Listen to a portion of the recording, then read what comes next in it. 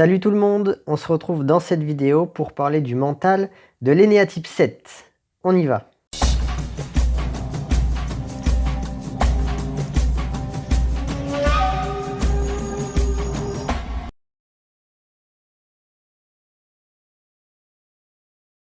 Le 7 est un mental tourné vers l'intérieur. Comme tous les types tournés vers l'intérieur, le 7 est un idéaliste. En l'occurrence, il a des exigences élevées en matière de bonheur. Ce dernier doit être présent tout le temps. Il veut fuir la souffrance en toutes circonstances. De fait, le 7 accepte avec difficulté les contraintes et les frustrations. Il ne peut fournir un effort que si le plaisir est au bout. Dans le cas contraire, fournir un effort est une souffrance et le passage à l'action est même extrêmement laborieux pour un 7 mu qui réprime le centre instinctif. En revanche, amoureux de la liberté, il est curieux et touche à tout. Il aime se lancer dans pléthore d'activités pour voir ce qu'il aime. En résumé, le 7 va manquer de persévérance car la difficulté amène avec elle bien souvent une perte de plaisir. Après, comme pour tous les énéatypes, une dominante contre-passionnelle est possible et certains 7 peuvent trouver du plaisir dans la souffrance. Ce masochisme donne lieu à des 7 plus persévérants qu'à l'accoutumée. En dehors de ce cas de figure, un 7 qu'on va dire classique va plutôt se tourner vers d'autres activités dans lesquelles la joie sera plus facilement au rendez-vous que d'être quelqu'un de persévérant. Du fait de sa préférence pour le centre mental, le 7 trouve avant toute chose son plaisir dans le monde des idées, dans la planification. C'est un type sujet à développer de nombreux projets sur le papier sans jamais les concrétiser, ou en concrétiser qu'une petite partie. Comme son mental est dirigé vers l'intérieur, le 7 vit une intempérance d'idées. Son activité mentale est trop dense et il n'est pas rare qu'un 7 fasse quelque chose en pensant à autre chose. Il est naturellement dissipé. En voulant diversifier sa vie et ses activités, le 7 perd contact avec son ou ses objectifs principaux. Comme son imagination débordante est souvent liée au thème de l'amusement, le 7 montre assez souvent un côté enfantin, joueur, voire taquin. Et couplé à son refus des contraintes, le 7 peut donner une image capricieuse d'immaturité. À chaud, le problème est identique. Il est incapable de rester connecté à l'instant présent. Il s'imagine ailleurs ou a tendance à s'immerger dans le futur en se demandant ce qu'il va faire après son activité ou les jours suivants. La conséquence principale de ce cruel manque de concentration, c'est de l'irrégularité. Le 7 aura des performances particulièrement instables, théoriquement, qui devraient être autant visibles à grande échelle qu'à petite échelle. L'amusement étant plus valorisé que l'efficacité, il peut aimer faire le spectacle et avoir un style divertissant, créatif, plutôt que de se cantonner à des solutions qui ont fait leurs preuves. Et au-delà de son manque de concentration, le 7 alpha de variante alpha peut malgré tout se montrer volontaire dans l'action, à condition d'associer toujours le plaisir à la réussite. Ensuite, autre chose, le 7 est quelqu'un de résolument optimiste. Il met ses émotions négatives de côté et pratique l'amnésie de tout ce qui a été désagréable dans son passé. Alors cette caractéristique apporte une capacité de rebond automatique. Son moral reste au beau fixe. Le 7 ne reste jamais sur un échec, il passe vite à autre chose. Le problème étant que cette autre chose n'est pas forcément la poursuite de son objectif initial, mais un déplacement vers un autre domaine.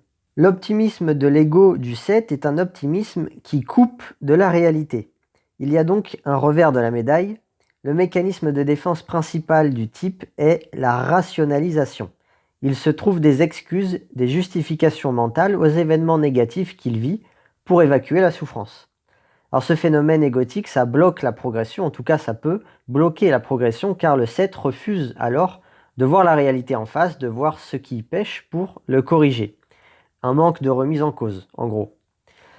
Enfin, dernière conséquence de son refus de la souffrance, le 7 est impatient. Le bonheur n'attend pas. Il est pressé de s'amuser et tout ce qui l'ennuie sera rapidement éliminé pour mettre fin à la besogne. Ainsi, un 7 n'hésitera pas à balancer son match, comme dit l'expression, c'est-à-dire tout envoyer chier, j'en ai marre, je veux me barrer d'ici, j'en peux plus. Alors, le travail mental du 7 est complexe et large. C'est pas étonnant, hein, les capacités apportées par la préférence pour un mental intérieur sont inadaptées pour la recherche de la performance. L'amusement et la compétition, ça fait généralement pas bon ménage. S'il est normal de rechercher du plaisir, il est vain de le rechercher à tout prix. Alors la solution égotique déjà, c'est de créer du plaisir. Quand on coach un Enéatype 7, pour tirer le meilleur de lui-même, il n'y a rien de mieux que de créer du divertissement. Donc par exemple faire des petits jeux ludiques, des petits défis amusants. Sinon, on peut également appuyer sur la compulsion d'évitement de la souffrance, c'est-à-dire que quand un 7 se retrouve coincé entre deux souffrances, il choisit celle qui lui déplaît le moins. On peut trouver ça relou par exemple de s'entraîner, de faire des courses, du gainage et tout le tout team.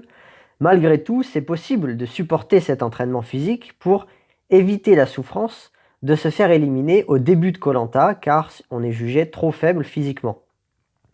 Alors vous voyez, c'est marrant parce que là, ce deuxième point, c'est le même que le premier point, sauf qu'on l'a retourné à l'envers. Au lieu d'augmenter son plaisir immédiat, on lui fait imaginer le manque de plaisir dans le futur. Alors cela dit, ces motivations, aussi efficaces sont-elles sur le moment, sont dangereuses car elles renforcent l'ego. Sur la durée, ça va grandir sa recherche effrénée de bonheur par la fuite mentale et donc déconcentrer encore plus l'Enéatype 7. Il ne vaut mieux pas donc utiliser ce genre de procédé, sauf en cas d'urgence. En vrai, discipliner son activité cérébrale est le problème numéro 1. Le 7 a, dit-on, l'esprit du singe. Il virevolte d'une idée à l'autre de manière désordonnée. Le lâcher-prise lui permettra de se focaliser et concrétiser uniquement certaines ambitions. Il lui permettra aussi de stopper sa perception trop forte de la souffrance. En se rapprochant de la réalité, son optimisme deviendra ce qu'on appelle du méliorisme, se réjouir de ce qui a fonctionné et contribuer à améliorer ce qui n'a pas fonctionné. Ce faisant, il développe sa capacité de travail.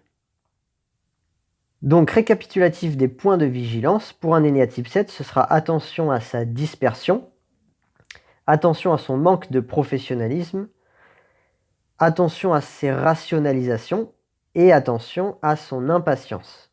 En exemple, Rudy de koh le feu sacré. On va partir de l'épisode 2, après la défaite des Rouges à l'immunité. Rudy prend la parole et montre un côté taquin, très joueur, en disant « Je vous le dis direct, vous avez gagné là !» C'était un petit amuse-gueule, on va dire. On dirait qu'il les défie, qu'il essaye de rendre plus amusant la situation qui est pesante. Il essaye d'enlever la défaite en imaginant un futur radieux avec les futures victoires.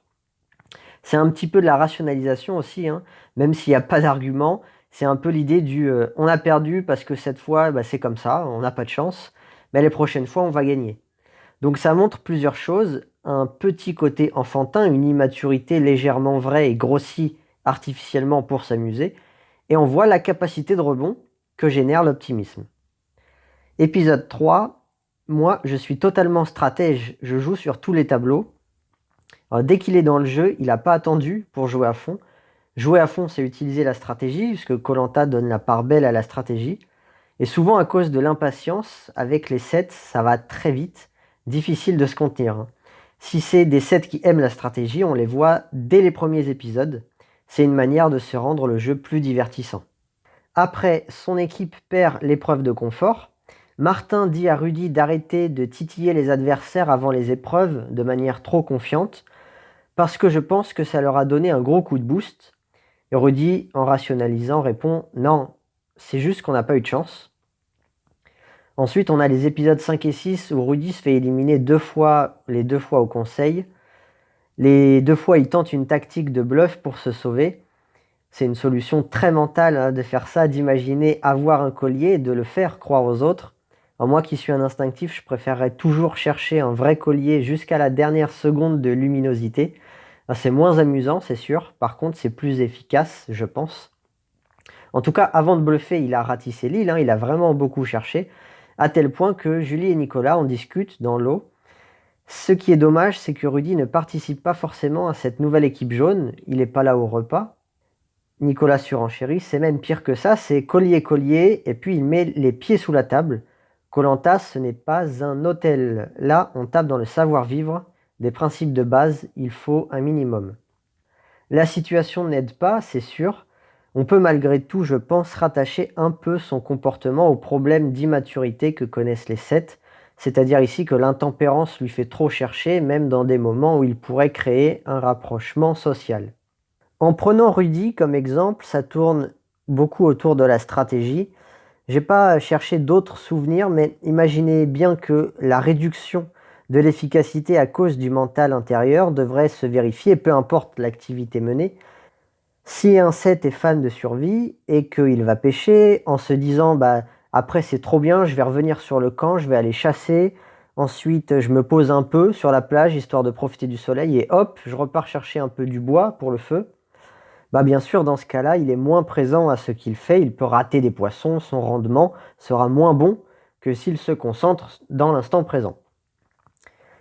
Et dernier exemple, puisque là je l'ai en tête, quand il n'y a plus de plaisir et que le 7 a du mal à se le recréer, eh bien l'abandon, bien sûr, l'abandon est une solution géniale qui permet de stopper la souffrance. Dans la saison 5, il y avait Kumba qui s'est bien amusée jusqu'à ce qu'elle en ait marre. La fixation s'est activée et elle a planifié son élimination pour arrêter le jeu. Alors, je me souviens de cette même Kumba aussi dans l'épreuve du paresseux de la revanche des héros. Elle abandonne au bout de quelques minutes. C'est pas la peine de souffrir pendant 1 ou 2 heures s'il n'y a aucune chance de gagner. Et ça, c'est un exemple typique qui montre que l'évitement de la souffrance est bien souvent un obstacle à la volonté. S'il n'y a aucune solution mentale, et c'est le cas du paresseux, c'est compliqué d'être volontaire. Alors qu'une situation d'élimination, comme avec Rudy juste avant, lui, il ne pense pas à l'abandon car une solution mentale existe. Chercher un collier, bluffer, baratiner. Bref, il y a moyen de trouver du plaisir dans la pratique. Donc, il y a la volonté de faire quelque chose, même si ce quelque chose n'est pas toujours efficace. Par rapport à la finale, l'orientation est difficile. Le 7 peut être créatif dans sa méthode de recherche. Il ne fera pas forcément les choses méthodiquement autour de l'arbre repère. Il peut vouloir, à cause de son impatience, sauter les étapes. Il peut même penser être au bon endroit, alors que pas du tout, à cause de la rationalisation, un peu comme Romuald dans le Retour des héros. C'est long, l'épreuve d'orientation, ça malmène son impatience, comme je l'ai dit, donc c'est vraiment difficile, je pense, à moins d'être un 7 fan de ça, là où bien sûr il va se régaler, sinon ouais, c'est difficile. D'ailleurs, j'ai remarqué que tous les finalistes qui ont participé à l'épreuve d'orientation, les finalistes d'Enéatype 7 de koh Lanta, ont galéré sur cette épreuve. Maxine, Romuald et Nawel, qui sont des gagnants, se sont qualifiés in extremis en dernier. Laurent, dans la saison 11, se qualifie en dernier, tout comme Wafa au Vietnam. On a Kumba qui s'est fait éliminer 2 fois à ce stade. Romuald avait perdu l'épreuve en 2004. Sous réserve que André et Cindy soient bien des 7, André a trouvé en 3e également. Il n'y a que Cindy de la guerre des chefs et Laurent aussi dans la nouvelle édition qui ont trouvé le poignard en 2e. On avait un Sébastien dans la saison 6, sous réserve que lui aussi soit un 7, qui vient un peu perturber le constat puisqu'il avait gagné l'épreuve. Là, avec ce tableau récapitulatif, on a l'impression du coup que c'est pas leur truc. Alors je sais pas, il faudrait que je regarde avec d'autres types pour voir, pour comparer. Là, ce qu'on peut dire factuellement, c'est qu'en 14 participations, il y a 11 fois où les candidats d'Enéatype 7 a fini soit dernier, soit avant-dernier. Pour les poteaux, je pense que c'est difficile aussi, c'est long et ennuyant. Pour un 7, c'est très chiant à vivre. Laurent de Raja Ampat a trouvé le moyen de se divertir en chantant, en dansant. Mais attention justement, la déconcentration du coup peut être fatale. Alors voilà pour cette vidéo sur ce qu'on pouvait dire, j'espère qu'elle vous aura plu.